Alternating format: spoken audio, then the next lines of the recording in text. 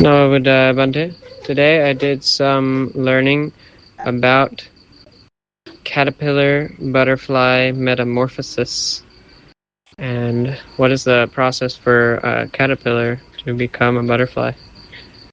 So I never really knew about this in detail before, but Bhante wanted me to learn about this because it can be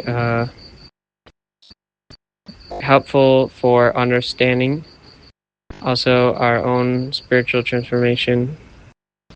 So I did some research and I'll just explain what I learned first.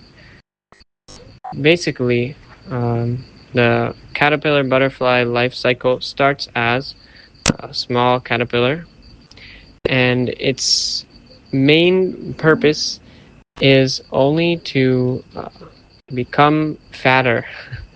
So just to eat and grow. So it eats, and then it needs to shed its skin several times in order to be able to grow bigger and bigger.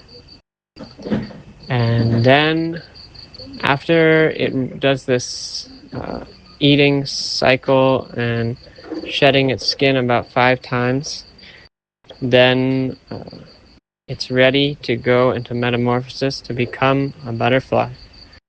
So after we see the metamorphosis process, then we understand what's the purpose of the caterpillar. Now the caterpillar basically sheds its skin one last time, and this outer layer of its own body hardens and becomes a chrysalis. So its own outer skin becomes like a hard shell, and this becomes the chrysalis in which the metamorphosis will take place. So now the flesh of the caterpillar is inside this chrysalis, this little pod. And what happens is very interesting. The caterpillar dissolves its own body and becomes soup. So the flesh, everything that it's been eating, becomes this, it releases an enzyme which dissolves its own body, and only some few vital body parts remain. And for some time, for a certain few days, the only thing that's present in the chrysalis is a few vital body parts, and then this soup of flesh. Then from that soup, there are some special cells which use that in order to build the butterfly's body parts. And then over some days, the butterfly body parts start to form, and like the wings, the torso, the legs, and then by the end of the process, around 2 weeks, the soup has been used to construct a butterfly, and the butterfly can leave the chrysalis and go on. So the entire purpose of the caterpillar is to become its own food to later construct the butterfly. So its only purpose is to become fatter, and then enter the cocoon, and then that flesh of the caterpillar dissolves, loses all its previous form, and is used to construct the body of the butterfly. And yeah, so we can see many times, I think, the word metamorphosis is used to talk about transformation and spiritual transformation, life transformation. But when we look into the details, I never knew about this before. But when I see how the metamorphosis process actually works, how this great transformation of form actually works, it's like a very kind of gross and disorienting process.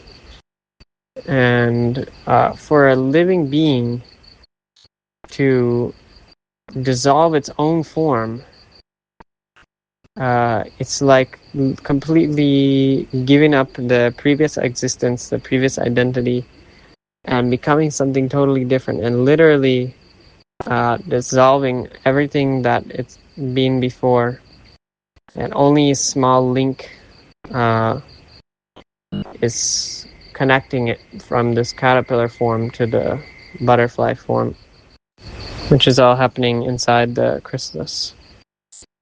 So yeah, for understanding about spiritual transformation, I guess what comes to mind is like that oftentimes like the spiritual transformation can be extremely disorienting, and as yogis we need to go through this metamorphosis process many times. And I sometimes complain to Bhante like, well, how many times I need to go into the chrysalis, how many times I need to do this metamorphosis thing, and it's so disorienting. And we're not only shedding skin, the shedding of skin is like the early stage of the spiritual path. The caterpillar eats and sheds its skin, eats and sheds its skin. Like sometimes we use that comparison also. But not only we need to shed our skin many times, but that's actually just the basic. We need to go through metamorphosis many times. And the previous flesh of ourselves needs to dissolve and become this new form again and again. And it is very disorienting. But there's something really interesting I learned about the butterfly, which is that they did some kind of experiment to see what is the continuity in the mind between the caterpillar and the butterfly. Because it seems like the entire body dissolves. Maybe the butterfly is like a totally new life form, so it doesn't remember anything from being a caterpillar. So they wanted to find out. So they did some tests with maybe like not so humane. They use an electric shock to associate with a certain smell, and then they see that so they cause the caterpillar, when it's still a caterpillar, to fear a certain kind of smell because they associate that smell with the electric shock. And then they check when it becomes a butterfly, what is the reaction to that smell. And the butterfly still fears the smell that they associate with the shock, even though it doesn't get shocked. So what this shows is that there's some continuity of mind, memory between the caterpillar and the butterfly. So in a similar way, we go through all of these dramatic transformations, but even the butterfly, which experiences this great metamorphosis, still has this continuity of experience. And then I read the story of someone who took care of some caterpillars, and through the process of metamorphosis. And while the caterpillars were in the chrysalis, they played music, or maybe like hummed a song to the chrysalis. And later, when the butterflies hatched, they didn't just fly away. At first they flew away, but later they came back, and they specifically not only recognized the person and the place where they were born, but they came back and landed on him when he would play the song for them. So they could recognize the song that was playing for them in the chrysalis. So I thought that was really interesting, and yeah, it shows, I don't know, even through these dramatic transformation, we still have these things, these traces that lead through, and it's not a soul, it's not a self. I guess from an Abhidhamma perspective, we can just understand these as like the karma traces and the various the various Dhamma, the various ultimacies that stay through the traces that stay with our mind stream, even through great transformation and even rebirth from life to life. So yeah, I recently have been experiencing a lot of detox process, and it's very confusing and very disorienting, and the things that I was familiar with before no longer feel familiar, and the things that I enjoyed before no longer enjoy. And the amount of times that I've said to Bhante, I've never felt like this before, I've never experienced like this before. Why? It's never been like this before. And Bhante's like, yeah, it's normal.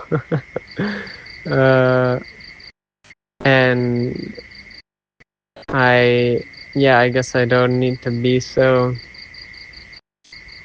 shocked when the never before experience arises, because that is the nature of the spiritual transformation, and we're becoming soup again and again, and reconstructing our bodies again and again.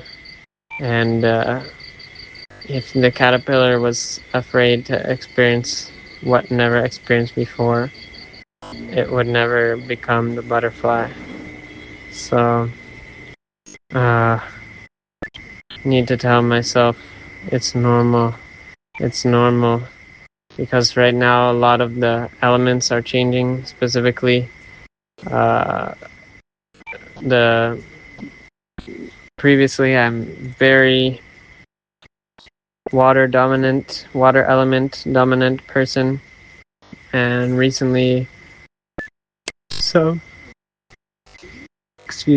of the other elements are developing and refining and strengthening the earth, fire, wind, and it's a really confusing process. And my own behaviors are like unfamiliar to me, and I'm like, why am I thinking in this way? Why am I behaving in this way? What's going on? But yeah, it's normal metamorphosis. Except in this case, it not only happened once, happens many times, and I need to forgive that process. But yeah, that's my reflection on metamorphosis. Sadhu, sadhu, sadhu. Nama Buddhaya.